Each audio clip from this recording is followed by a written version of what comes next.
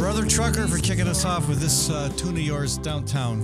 And we are downtown here in Des Moines at the Skywalk in the Webcast One studio across from Palmer's Deli. If you're walking by, wave. I won't see you, but my producer always loves to see people friendly and smiling at her because mostly she has me glowering at her.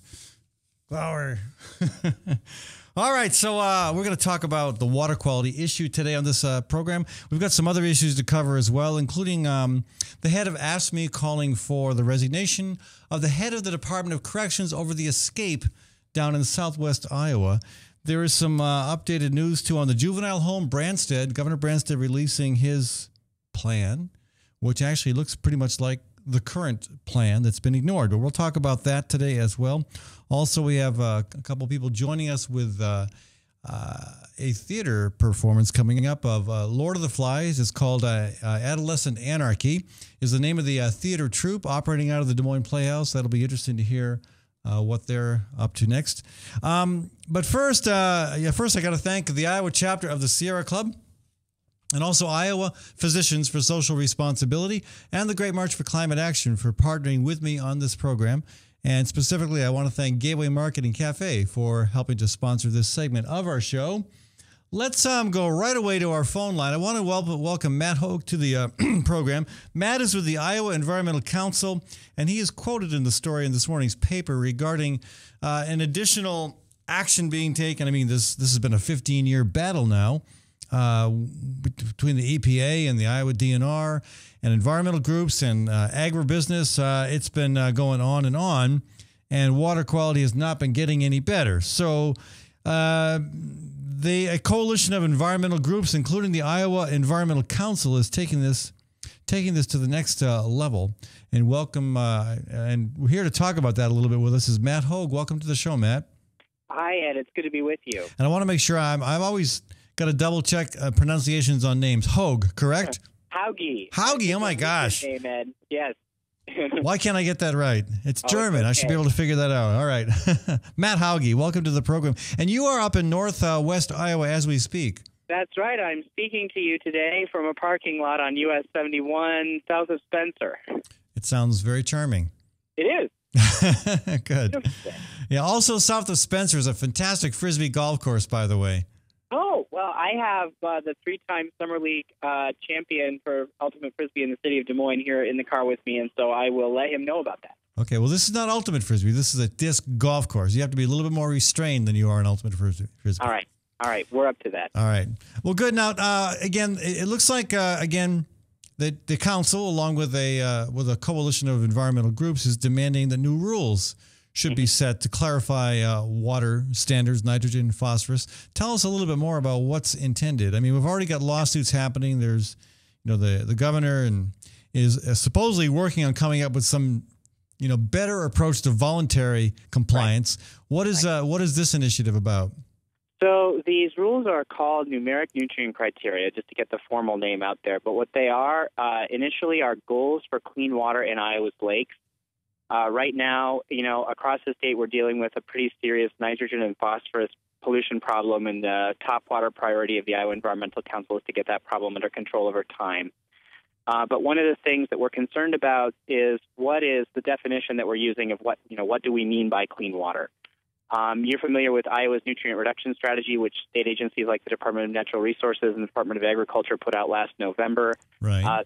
That strategy is focused on achieving pollution load reductions ultimately for the Gulf of Mexico. Mm-hmm. And we think that these standards are necessary in order to say, okay, as we try to reduce nitrogen and phosphorus pollution, what are we going to do to be confident that we're not only seeing load reductions that benefit the Mississippi River and the Gulf, but also that actually result in clean water, at the lakes where Iowans are recreating even right now during the summer. So those are two separate strategies, two separate problems? No, they're the same problem. Iowa's water quality problems and the Gulf hypoxic dead zone that was recently measured, are both related to having too much nitrogen and phosphorus pollution in waters here in Iowa. And then, of course, we all know that this runoff washes into rivers and washes downstream where it results in the hypoxic zone in the Gulf of Mexico. And One of the points we're trying to make with this action is that the same pollution problem we're trying to solve for the Gulf also has consequences here in Iowa. Right. And as we're trying to make improvements, we want to be sure that Iowans are going to see benefits here,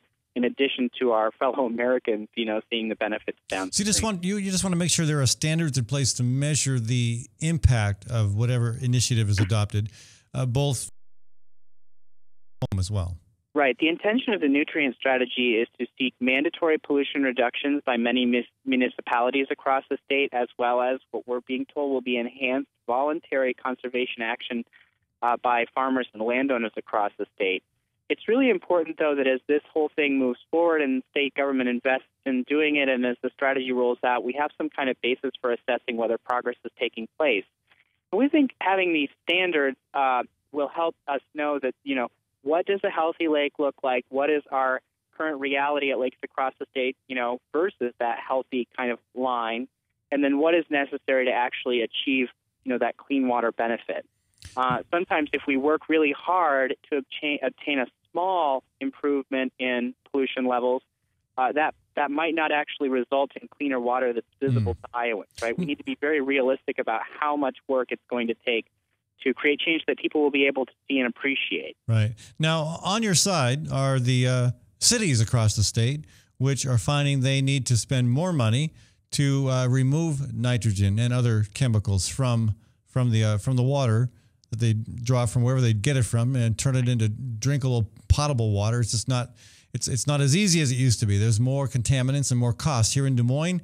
I'm blanking on the figure. I want to say it was almost $900,000. Ed, was the figure that was announced. Yeah, yesterday the Des Moines Waterworks did put those numbers out. So it's not all the cost of running the nitrate facility, but it's some lost revenue from wholesale of drinking water to other municipalities that depend on the city of Des Moines, and some other costs that are associated with it. And Bill Stowe in that release said that the Des Moines Waterworks is considering as much as a 5% rate increase for next year for all of the customers there around your studio today who are drinking that water. Right. So how do the agribusiness interests who are defending current practice, who are defending voluntary compliance, which many of us think objectively is not working, how do they defend that in light of the cost shift that goes from the folks causing the pollution to those of us that have to clean it up in order to be able to drink the water? How do they defend that? Well, what we're being told is that Iowa's nutrient reduction strategy has some new, what we're being told are enhanced voluntary efforts to do some additional education and put additional cost share dollars out there to help with the implementation of practices. Obviously, it remains clear to be seen whether the new work that's being done is going to actually make any difference.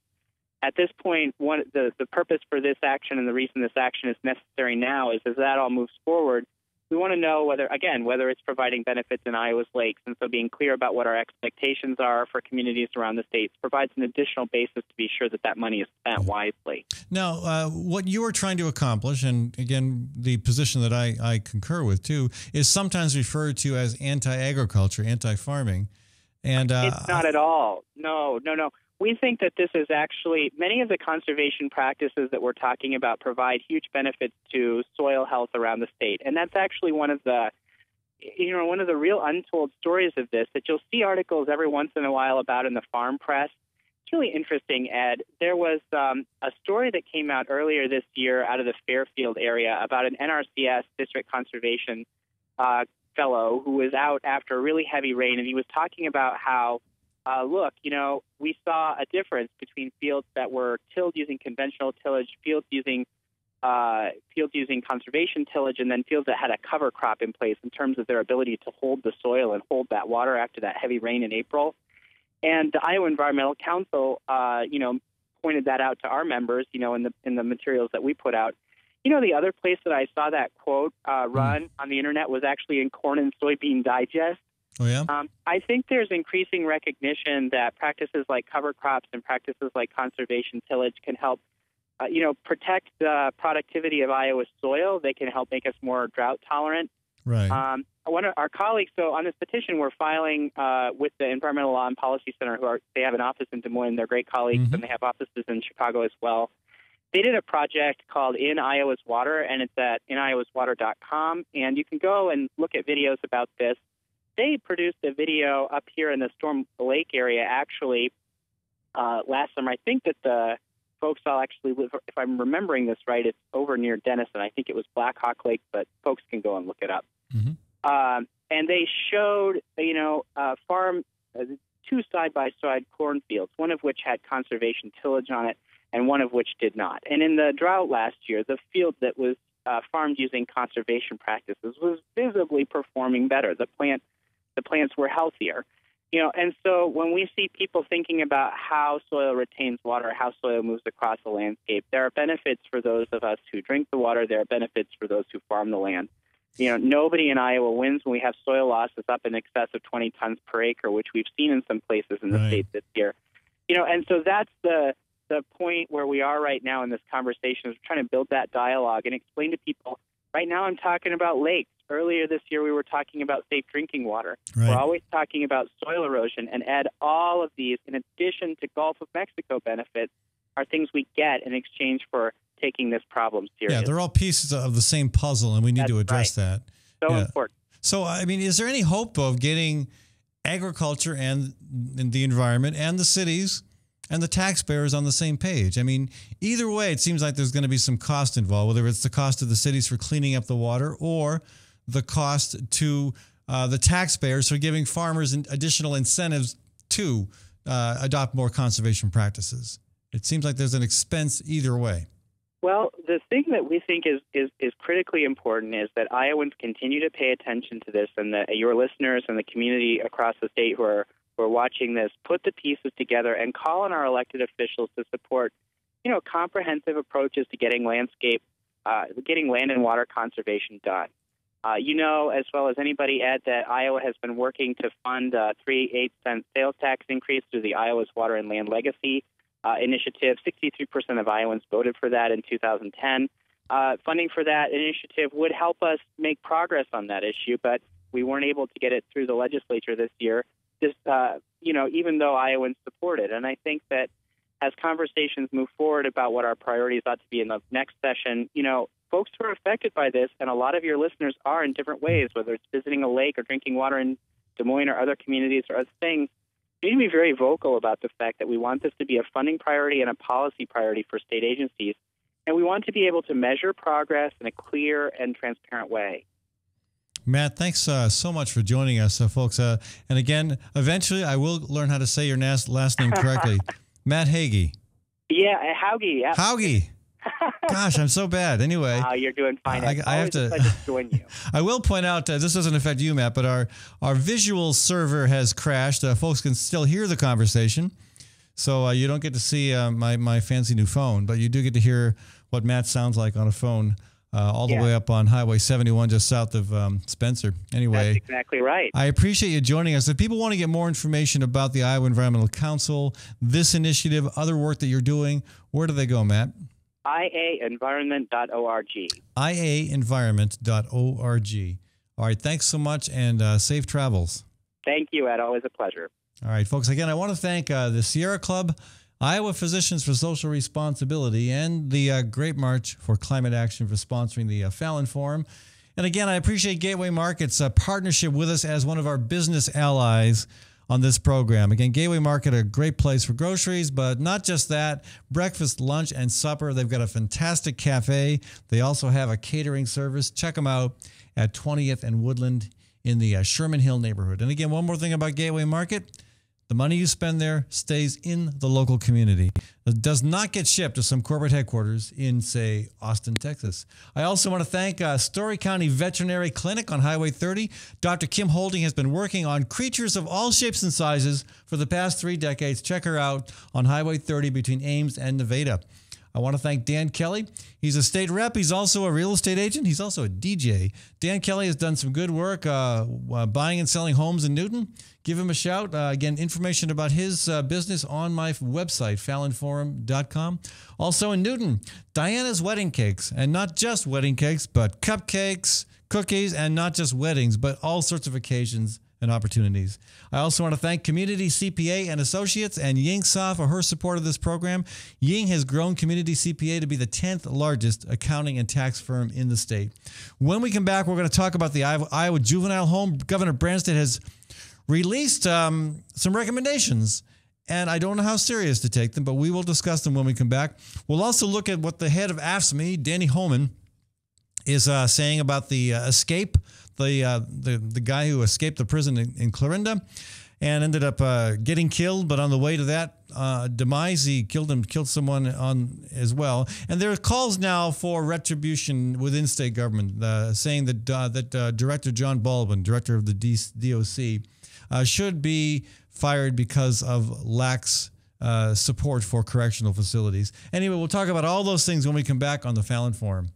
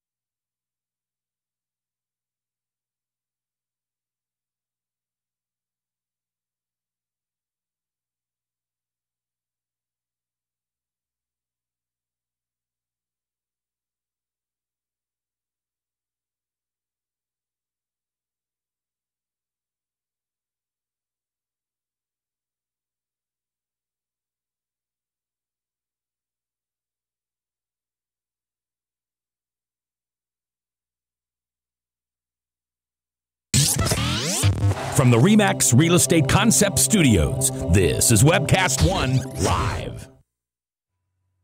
Drug and alcohol addiction slowly steals a person's identity, tearing away pieces of their life little by little until one day it seems like the hope of a happy future is gone and there's no chance of getting it back. Here at St. Gregory Retreat Centers, we can assure you that there is hope. Our unique approach to recovery begins with the understanding that the dysfunction and damage caused by addiction can be overcome, not just dealt with. Don't let another day go by. Call St. Gregory today.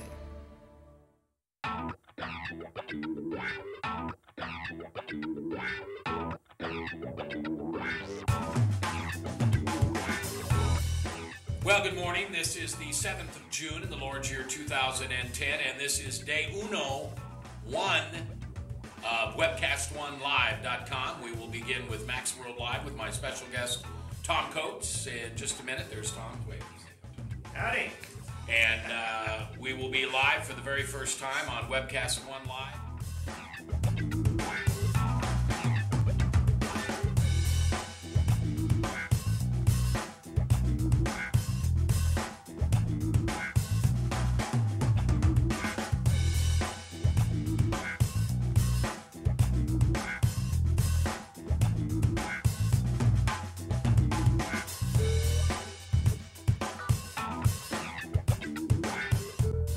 Someday we're going to look back on this and say, gosh, remember that old day in history? Wonder where Walter Cronkite was. He must have been around hanging there too. But actually, it's the beginning of Webcast One Live. And thank you for listening. Thanks, Rob Spearman, and everybody who's put together this project together. And we're ready to go live now. So thanks for listening to MaxWorldLive.com.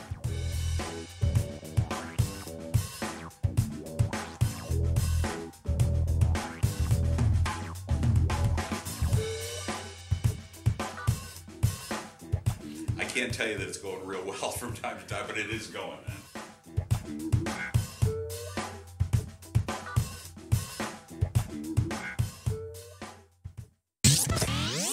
From the RE/MAX Real Estate Concept Studios, this is Webcast One Live.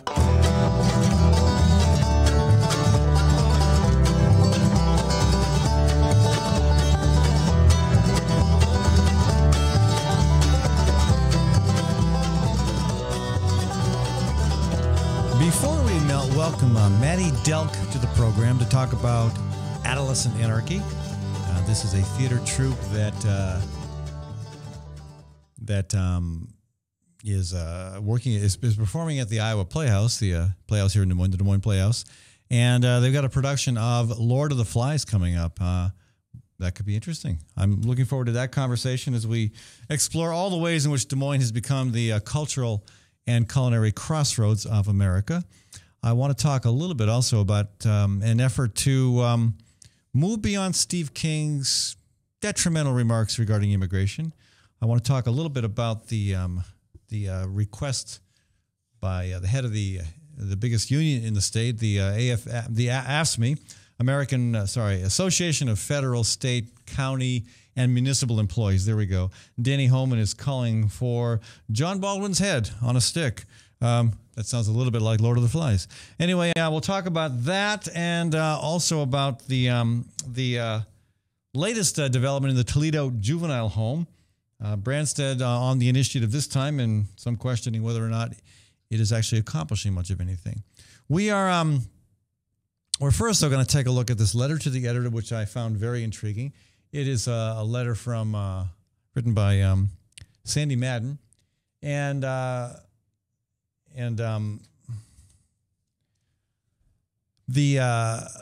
Sandy Madden of Boone writes, this is about the state fair. I did not make it to the state fair this year. That's too bad. I wanted to, couldn't pull it off. I am concerned about how expensive it has become. Now, I avoid the roughly $10 parking fee by biking down there and parking my bike right in front of the place. So save some distance that way, but also save some cost. But it's up to, what, $11 to get in? 10 or $11 to get in? Sandy reports that a pecan roll is $6. You know, I remember not too many years ago when my kids were young, we would give them $50 to spend, and that would be, that seemed like a lot of money to get. It was a lot of money to give them back then. But I don't know how far $50 would get you at the state fair these days, especially when you factor in admission, parking. They do need to do a better job at keeping costs down, and I question whether they're doing that. It may be one reason why, despite incredibly good weather, the overall attendance of the fair was down. Again, maybe that's a concern. I think people also might want to consider whether or not there are elements of the fair that have become too commercialized. At any rate, it's a great event. It's good for us to continue to provide constructive criticism as Ms. Madden has done, and I hope the Fair Board is paying attention. All right, let's go to one phone call before we move on here to other topics and welcome Chris to the program. Hello, Chris. Hey, Ed. Yeah. I didn't go to the fair either. I went last year, so I don't have to go for another 10 years. Because I just find there's nothing really fair about it. It is kind of unfair, and you're getting into a big topic there, monetary policy, when you're talking about the prices and everything, and that's a whole other. Well, and some of the vendors sure get the shaft as well. The inflation that doesn't exist, you know. But some of the vendors have to pay incredible prices. It's ridiculous, and they can't afford it, so they pass the cost on to us, or they move on. You know. Anyway, it's a racket, and I guess it's good if you like that, but I'd rather spend my time and money doing some other things. Yeah, I tend to spend a little. Supporting local businesses and live music. There's going to be a great show tonight at the El Bait Shop. The Dark Royals are playing down there. There's a Cubs game on tonight, and we had a great show at the Briar Patch here not too long ago. We didn't get any bikers to show up, though. Who's playing at El Bait Shop? Tonight, 8 o'clock, the Dark Royals. The Dark Royals. Okay. Yeah. I know Brother Trucker often plays at that venue on a Wednesday, but this is they do that once a month, I believe. Well, these guys are new. Okay. Actually, I play in the band. Oh, full disclosure. I play the drums in the band, but we got a lot of great original, talented songs here, and I would just encourage people to come out and have a beer, support the El Bait Shop, support live music, and I hope to see everyone out there tonight. And again, the name of the band? The Dark Royals. The Dark Royals. All right. Yes. There's no reference to the Kansas City Royals. No, it's more of a satirical play on the crown, the evil. The evil crown, why America was formed, the dark royals, the shadowy group that controls everything, woo, woo, woo. Anyway. You're a little beyond me there. All right, so Maddie said you had a comment on the water quality conversation as well. What conversation? The previous conversation. No, I'm just being in general, the water quality, we could talk about it all we want, but until our leaders start talking about it, it really doesn't matter. Well, some of them are. Some of them are apologists. Some of them are apologists for the agricultural interests that don't want to see any change other than what they can do voluntarily. Well, exactly. I mean, I'm all for water quality, but we have to get the political class, including the leader of our state, to actually acknowledge that it exists. Yeah. But, so you would concur that a voluntary approach is not adequate. We need tougher regulations that make sure that polluters are held accountable. Yeah, I love the voluntary approach, but I think, you got to, we say water quality, but we also have to, I think, once the sicknesses and the poisons of cancers and all this stuff, and you have to address the bigger issues of the food and all the problems that it creates too. Otherwise, it'll grow exponentially. And then it'll be too late. So I think you gotta focus on the bad parts about it and stress those. Like, here's what it's doing to people. It's doing this. It's doing that. It's I got a third penis growing on my. Whatever it is. You gotta focus on that. And then that'll get people to open their eyes. So well, that would do it if we get to that point. That would certainly get everyone's attention. Even maybe we get to number the problem and call out why these problems happen rather than just complaining about them. All right, Chris. Thank you for calling, Chris, and maybe some of our audience will see you at the bait shop tonight for the. I'd love to see you. I was going to do a contest, and I still might. That on the set break that. Anyone who hurls the best insult at the drummer will win a free ham. So keep that in mind. I might do that contest. If you're good at insulting and playing your mama jokes, if you insult the drummer, you can walk away with a free ham. All right, Chris. Thanks for joining us. Bye-bye. All right, folks. I gotta run to a short break here. Again, later in the program, we are going to talk about the head of AFSCME's call for John Baldwin to resign, or actually more specifically for Governor Branstad to fire him. We're also going to talk a little bit about the response to the Ames, the public hearing in Ames a couple weeks ago in response to Steve King's comments about immigrants with calves the size of melons. So a little more to cover there, but first we're going to switch gears when we come back and talk about the latest production at the Des Moines Playhouse. The Lord of the Flies is being performed, and the troupe that's putting it on is Adolescent Anarchy. We're going to talk about that when we come back from a short break. I do want to thank the Immigrant Entrepreneur Summit for sponsoring this segment of our show, and remind folks that the IES is on November 9th at Drake University, and is a great opportunity to help learn how to start and grow your business. I also want to thank Tally's Restaurant, Bar, and Catering in Beaverdale. And I understand there'll be some great bluegrass music at Tally's this coming Saturday night. A band from North Carolina. There used to be a band from Des Moines. They moved down there, but they're still touring. They'll be performing at Tally's at 8 p.m. on Saturday night. I also want to thank Hawk Restaurant, one of my other business, my restaurant supporters. Had lunch at Hawk yesterday, and again, a fantastic place for lunch, supper, or Sunday brunch. I also want to thank Sergeant's Garage at 6th and College, just north of downtown Des Moines. And don't forget Fighting Burrito, one of my other restaurant allies. Fighting Burrito on 13th Street in the Nationwide building just south of Locust. Also on Ames at 117 Welch Ave. I'll be back in just 2 minutes. From the RE/MAX Real Estate Concept Studios, this is Webcast One Live. I'm Brian Leach, owner and general manager of Service Legends. I brought along a couple of the home comfort heroes. Hi, I'm Tammy Wells. I am Nick Wondershide. I am administrative manager. I am the senior technician from Service Legends. It seems like every good thing, when you feel it to the bone that it's good, there's a lot of hard work put behind it. I don't think that you can fake it and have it turn out good. You know, if we seem like, okay, that's just weird, it's just a furnace, why would you believe so deeply in a furnace? It's not just that, you know, we want to show the world that you can have good service. Yeah, I mean, it's got to be, it's your home. You know, it's built into our daily trainings, it's built into our culture, that we're going to do whatever it takes to have each client say they love us, period. That's why we spend all the hours in the training that we do. And if we guarantee it's going to be a good experience for you, or else it's free, what type of work do you think we're going to do? There is a guarantee. Temperature selection guarantee, fixed rider it's free guarantee, comfort guarantee, best value guarantee. All of these guarantees hold us accountable to ensuring that we exceed your expectations. And if for whatever reason we'd fail and we can't make it right, we guarantee all of those guarantees with a 100% money back guarantee. I mean, if you don't think that your technician can fix it right, are you going to say that to a client? No. You don't have to worry about having a technician come to your house. We drug test, background check all of our team members. We put safe people in your home. Each and every one of our service techs, 400 hours a year in training. You tell it the minute they walk in the door. They know what they're doing, they've done their homework, and they actually truly care about what you want. Because at the end of the day, you're the person that makes sure I have a job. They're going to be listening. They're going to want to know what your challenges are. Then they're going to come and give you options, and you get to choose. If I'm there to help and I make it easy and painless, I did my job right that day.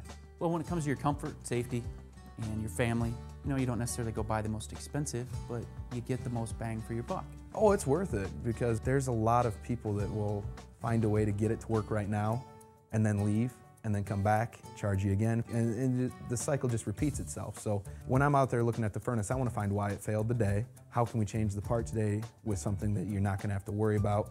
Is it worth changing the part today? I mean, you can put a lot of money into a furnace. I can fix parts all day. There's good job security in that for me. But is it the right thing for you? I get a lot of the phone calls of after the technicians are there. They're just in awe. They're like, wow, you guys are great. I mean, I don't even know what to say. You guys are great. Everything you did was perfect. It was great. Keep going though, I like this. Just give us a try. I'm gonna take all the risk. I've got the time to make this right. I've got the support to make it right. Just check us out. And if you don't see the value in what we do, I mean, fixed rider, it's free or 100% money back. enough said.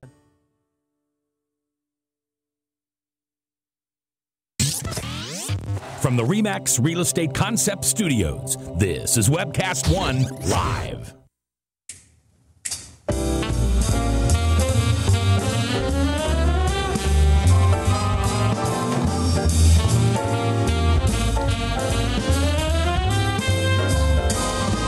Welcome back to the Fallon Forum. I want to thank all the businesses and organizations that make this show possible, and remind you that we're on every day, Monday through Friday, from 12 to 1 p.m. And you can also catch podcasts of this program on the Fallon Forum website, fallonforum.com. And if you live in the wonderful towns of Ames or Decorah, Postville, you can hear the show every Wednesday, different times in different cities. Every Wednesday, we rebroadcast the Tuesday program on the radio in those parts of the state. We're going to switch gears and abandon politics and issues for a little bit here. We will come back to them. I got to talk about immigration, corrections, and the Iowa juvenile home before we wrap up today's program. But I want to switch gears and talk about another reason, another example of why Des Moines is the cultural and culinary crossroads of America. We have all sorts of great theater troupes in this city, and often we hear from Richard Maynard with the Repertory Theater of Iowa. But today we're going to hear from folks involved with the Des Moines Community Playhouse and the upcoming production of Lord of the Flies. This is put on by, I believe, a troupe called Adolescent Anarchy. And my first question is, isn't that redundant? That's why we chose the name. That's why you chose the name. Also, so we could call ourselves AA. AA, all with right. a solid reputation. All right, well, good. Well, you're working on that. With me in the studio is Claire Guderjan. There we go. You promised me I would get it wrong, and you did not disappoint. Claire $5 to me. All right, and I'm going to get your name right, Maddie Delk. Yep. Good. All right, 1 for 2. Welcome to the program, and you're playing hooky today. Yes, we are. Okay. I should be working on lights right now, but instead I'm coming in here to broadcast this place. All right. Well, I don't have a school till tomorrow, so. Okay. All right. So you're both involved with and again, am I describing this correctly? Adolescent Anarchy is a theater troupe, essentially? Yeah, we're kind of like a different program outside of the Playhouse. So we're a group of random theater kids who Kathy said, you guys could do more. So she gave us this project, said, here's the script. We're going to pay for lights and rights. Fly. Okay, so Fly, and literally Lord of the Flies is the production. Why did she pick that one? Why did you say, wait a minute, can we do something else that doesn't involve sticking a fat kid's head on a stick? Well, it kind of has everything. It has hope, and it has a good message through the story, and it has, it has anarchy, which, it's in our name. It has, it just kind of has everything. It has the thrill and the suspense, but it still keeps your good morals connected, and it has that sense of when you leave after you watch our performance, you will say, whoa. Yeah. It's a very heavy book and play. I've never seen the play. You're going to this weekend and next weekend. I'm going to see it. I can tell I'm going to see it now. Yeah. I'll apply can you apply the $5 I owe you to my ticket admission? So the play is dark. I mean, I remember I've read the book back in my sophomore year in high school. Yep. Still sophomore. I've not thought about it much since then, but I still have very strong impressions of Piggy's head on a stick. And yeah, you called it anarchy. Is it really anarchy, or is it governance by the strongest, which is maybe a form of anarchy, but it also could be called lots of other types of governance as well? Are you talking about our organization or the play? No, I trust that you are true anarchists. But the book of the theme of the book and play. I think the book is they're left in anarchy, and then they decide who's going to take the power, and Ralph is voted to have the power. However, Jack, another one of the main powerful characters, demands the power, and so it's a power struggle between all of them, which is kind of anarchy and kind of a not controlled democracy. All right. So how long have you been working on putting this together? Last year, at this time, we were editing the script because it was 3 acts and it was huge. It was maybe like a 3-hour play if we would have tried to do it. But we cut it down to about an hour and a half. So this has not been a play before? It has been, but just because of the length of so you've changed it quite a bit. We cut it down. We didn't change any of the we didn't change any of the words or any of the lines, but we cut it down because that's a long play to sit through for 3 hours, but it's also... Oh, yeah, I wouldn't do it. I'd get up and leave. Well, it's also a long play for us to... we've never put on a play before. We've never directed anything or done lights or costumes, so it'd be a lot more of a stretch to accomplish and to get done. So are you both actors in the play? No, we are both on the production team. Production squad, okay. And I am doing lights. Yes, I'm doing lighting design. And I'm the costume designer and the public relations coordinator. PR, that would explain why you're here. Okay. Also, she's fantastic, and we want her on the air. Okay, well, good. So, how many actors and actors? I guess technically the right thing to say now, whether it's a man or a woman performing, it's actor, correct? Mm-hmm. Okay, I'm trying to get up to speed on being politically correct. We have 12 actors. 2 of them are girls, and all of them are under the age of 16, except we have one adult who comes in at the end and kind of saves the social struggle of things and say, whoa. And that's when it really brings it back to a close. Well, it really, that's realistic. It always takes an adult to fix problems that you young people mess up, right? Well, the whole point of adolescent anarchy is not that, actually. No? Nope. No? What is it? Well, we have 2 adult supervisors. They're kind of just there to say, we have a question, Kathy and David.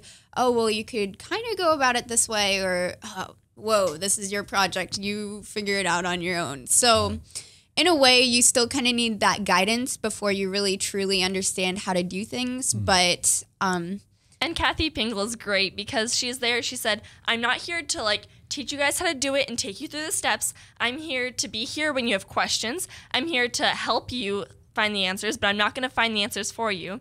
Sometimes she'll get excited and she'll want to help us, and she'll be like, Kathy, this is our job. We can handle this, and she knows that we can. So that's really nice to have her as a mentor. Exciting. So the productions, the performances are going to be this weekend? This Friday and Saturday, and next Friday and Saturday at 7:30. Friday and Saturday, 7:30, the Des Moines Playhouse. Tickets are only $10, and it's general admission. So okay, first come, first serve. Yep. And are most of the students involved Roosevelt students? Nope. all over the metro? Yeah, Maddie is I not just a think Roosevelt student. because you're so close to Roosevelt. That's a silly reason. The there are lots of proximity Roosevelt is- students. We also have Urbandale and Johnston and East, and we have East, good. and Valley, and we have plenty of schools represented Wow. within us. How did you pull together such a diverse geographic? I mean, that's a lot of different schools. Kathy pulled us all together because we're all PIPs, the pre-intern program at the Playhouse. Pips. We're really cool, and what we Clearly. do is we help with we're too old to take the classes, but we're too young to teach them. So we're like help assist the kids that need help, and we help get like for like a play in a week. We do the props and the costume, and we do everything. And so she saw us, and she took a handful of the pips and said, "You guys obviously are talented, and I want to see you put that to work and see what you can do." Cool. So Friday, Saturday, this week, next weekend as well, 7:30 at the Des Moines Playhouse. Lord of the Flies. Anyway, and what is there another production planned for Adolescent Anarchy, or is this the culmination of your career? The works in progresses, and after Lord of the Flies, we will shortly release what we're doing. It's So you already know confidential what right it is, now. but you're not telling me. It's confidential to the public. What if I threaten to torture you? Well, then we'll. I mean, we can just leave. Put your head on Eat a a stick. Well, no, I would not want you to divulge a secret that's a work in progress. But I do look forward to hearing what that is. Yeah. And Now- we're gonna try to get through this play first because this is the first time for sure. all of us. None of us have, like. Well, you've done acting before. I've done And you acting as before. well, I've Maddie? never done lighting design. Okay, sure. And so it's like I've had my mentors and they've been so much help and they've been like there for me when I need them. Just like Kathy, they're not like, here, do this and then this. They let us ask them the questions and direct it. And so it's been interesting making my own mistakes and then seeing how I won't make them next time and going back and fixing them. Yeah, you make new mistakes. next Exactly. time. Always a Right, new right, mistake. yeah. Always a new mistake. That's right. Keep moving forward. Different mistake. Exactly. Well, I'm excited to see this, and I'm really glad you've taken the time to come in and talk with our audience about it. And hopefully, again, folks, you can make it 7:30 Friday and Saturday of this week, and next Friday and Saturday as well at the Des Moines Community Playhouse. Adolescent Anarchy presenting Lord of the Flies. The reduced version. It's not going to be the 3-hour marathon. Abridged. Abridged is a better way to put it. All right. Thanks so much for joining us. Thanks for having us. Thank you. I do want to thank Gateway Marketing Cafe for sponsoring this segment of our show. Do support Gateway Market, folks, not just because they help make the Fallon Forum possible, but because they're a great local business that keep their money in the local community, and they help support a lot of farms, a lot of producers. A lot of the stuff they sell comes from local markets. So do check them out also for breakfast, lunch, or supper, or my favorite, Sunday brunch. Anyway, I'll be back in a few minutes with more conversation. We're going to talk about the response to the horrible escape and killing in southwest Iowa. The head of AFSCME is calling for John Baldwin to be disposed of by Governor Branstad, blaming him for the tragedy. We're also going to talk about the ongoing response to Congressman Steve King's comments about immigrants and those massive melon-sized calves. And we're going to look at Governor Branstad just yesterday releasing his take on what should be done with the Iowa Juvenile Home. We'll be back in just 2 minutes. From the RE/MAX Real Estate Concept Studios, this is Webcast One Live. Drug and alcohol addiction slowly steals a person's identity, tearing away pieces of their life little by little until one day it seems like the hope of a happy future is gone and there's no chance of getting it back. Here at St. Gregory Retreat Centers, we can assure you that there is hope. Our unique approach to recovery begins with the understanding that the dysfunction and damage caused by addiction can be overcome, not just dealt with. Don't let another day go by. Call St. Gregory today.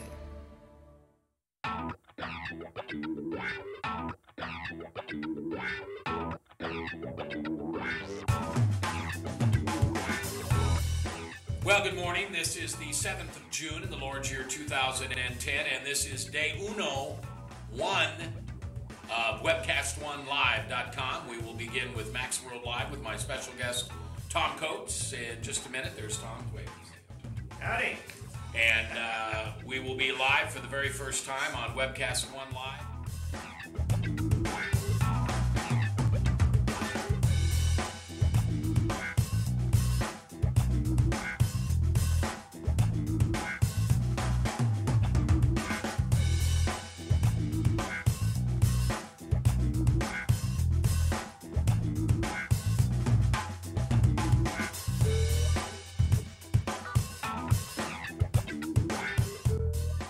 someday we're going to look back on this and say, gosh, remember that old day in history?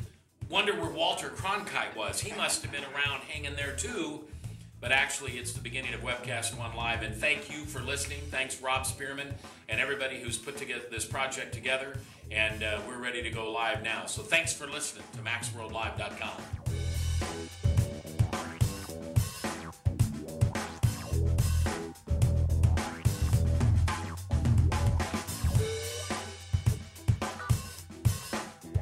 I can't tell you that it's going real well from time to time, but it is going, man.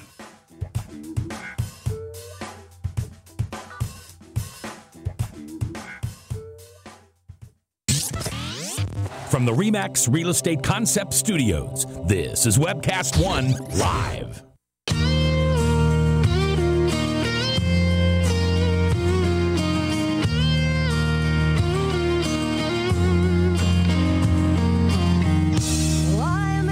That's Mary McAdams, and we're back to the final segment of our conversation today on the Fallon Forum.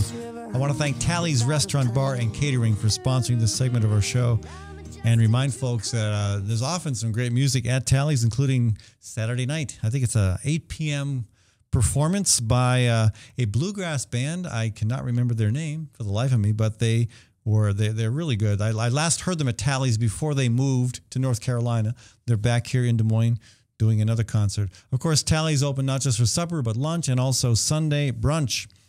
Okay, so let's take a look at Governor Branstad's order on the isolation, his decision on what to do about the isolation units at the Iowa Juvenile Home. He's calling for, quote, immediately, he's calling for, quote, to immediately hold the Iowa Juvenile Home to higher standards of care. Now, the specific order that he has put out specifies restrictions on isolation. Again, restrictions on the use of isolation in these cells that they call control rooms or quiet rooms. I find that amazing. What his new specifications are calling for, it's actually those specifications actually applied to the home last year when youths were held in isolation for months and months at a time. So this is the question is this really something new, or you're just making it sound like you being proactive because you're announcing it as in some kind of public manner, but it really isn't anything different than what has been on the books and what should have been followed. So again, some of these state regulations, and these are state regs that the Iowa Juvenile Home has apparently ignored. They outline the conditions under which a child can be placed in one of these isolation units. Now, one of them is the child, quote, shall be visually checked by the staff at least every 15 minutes. Secondly, a child cannot be isolated in a control room, quote, for a total of more than 12 hours in any 24-hour period. Now, that was not happening. Kids were in there for up to 23 hours, being let out for only 1 hour. I mean, we're kids. These are kids, as young as 13 years old. The rules also state that, quote, in no case shall a child be in a control room, again, isolation unit, for a period longer than 24 hours. Well, that happened for months, even a year in one kid's case. I mean, this is, what I don't get. What Governor Branstad is proposing is that's supposed to be what should have been happening. It isn't now. So is the problem rules, or is the problem enforcement of those rules? Now, one former juvenile home resident is quoted in the Des Moines Register today. It's 20-year-old Nicole Ekstrom. She said she spent extended periods in isolation at the facility. Quote, she says, you don't even know how bad it is to be in a cell like that. It messes up your brain bad and has very lasting effects. You don't have to convince me. I've never been in a situation like that, but I can well imagine just how horrible it would be. I can't imagine not going kind of crazy. I really can't. So the other thing about Branstad's order, and this may be a positive thing. Again, just saying that we're putting together these standards and ignoring the fact that the standards already exist and have been ignored, that doesn't do much for me. Branstad's order also establishes a 5-member task force to formulate new recommendations for the juvenile home. Okay, that might be a good thing. Maybe we're finally getting somewhere. The task force is going to be chaired by Jerry Foxhoven. He's the executive director of the Drake Legal Clinic, and I called him and spoke with him this morning. He's definitely interested in coming on this program to talk about this. I am disappointed that Disability Rights Iowa, who were planning to be on this program on Monday, have backed off. Again, I'm going to give them the benefit of the doubt. The reason given is they're working toward some kind of decision through this task force, and they want to give that time to play out. All right, disappointed in that. I'm not sure that's a good reason not to come and talk about it, but again, I give them a lot of credit for helping to expose this, and hopefully they'll be willing to talk about it when we move forward in the future. Now, in the article that is describing the governor's initiative, Foxhoven says, quote, "From what I am reading, there were kids in seclusion for months." Yes. So you wonder why those guardians ad litem didn't step up and say this is not right. I also wonder why staff at the facility, said this is not right. Were these rules posted anywhere? Did people know these rules? And even beyond rules, you should have some sense that this is inhumane, that this is cruel and unusual punishment, that we're talking about kids, 13, 14, 15, 16-year-olds being put in isolation units. Yeah. So again, Jerry's asking the right questions. Hopefully he is going to be the right person to help get something done on this. So to that extent, yeah, I'm glad the governor is doing that. I still wonder why Charles Palmer still has a job. I know Chuck. I like him well enough. He's been around a heck of a long time. But again, when somebody is in charge of a state agency and they're not doing their job, we have the rules clearly spelled out. The DHS is not enforcing them. In a really horrific situation, why does somebody in charge of that organization still have their position? I question that. Okay, so speaking of state agencies, the Department of Corrections has been headed for a long time by John Baldwin. And the head of AFSCME, the American Federation of State, County, and Municipal Employees, largest union in the state, the union that represents prison guards, Danny Holman, the president of that federation, is demanding that Governor Terry Branstad fire John Baldwin because of the escape from Clarinda of this crazy who, anybody who can escape is got some ability, but clearly a dangerous person, and that was proven to be the case as he killed somebody and later himself was shot and killed. So, Friday's escape, says Holman, is a symptom of Director Baldwin and the Branstad administration's lack of common sense staffing and inmate classification policies. He has a point. Again, I think our whole criminal justice system is out of whack. We should not be incarcerating so many people. What do we have? I can't remember how many people in this country are in prison. It's an amazing, phenomenal, disturbing amount. But if you're going to stick people in prison, at least provide enough correctional staff to make sure you've got the facility is safe, and make sure that inmates are receiving the treatment they need, the education they need, the counseling they need to try to move beyond being a repeat offender. So, I have some reservations about whether this is a bit of a leap. Again, I'm not a fan of our corrections policy overall. I do concede that, if you're going to have people in prison, you got to have adequate staff. Maybe he's got a point. Again, being consistent with this demand, we should also be asking for the resignation of Charles Palmer. Okay, so one more thing. There was a forum in Ames recently, a gathering to basically to condemn U.S. Congressman Steve King's remarks that equated immigrants to drug smugglers.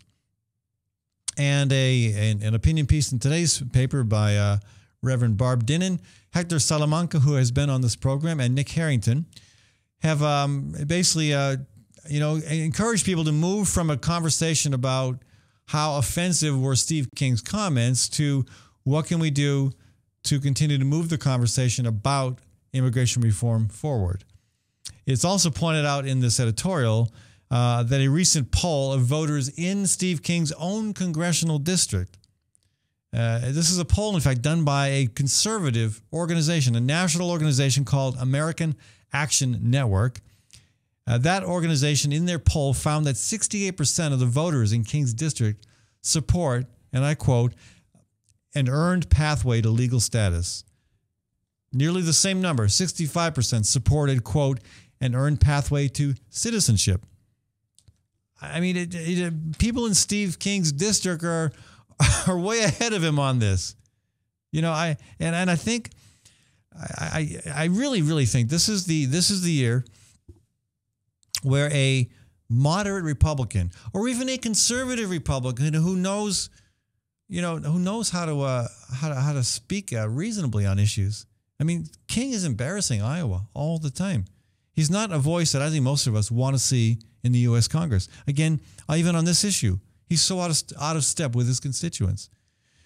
Why can we not find somebody to run against him in the Republican primary? And I know Democrats are going to say, well, we've got a Democratic candidate. I'm saying, great, I'm glad you've got a Democratic candidate. We've had Democratic candidates against King in 2002, 2004, 2006, 2008, 2010, 2012. None of them have won.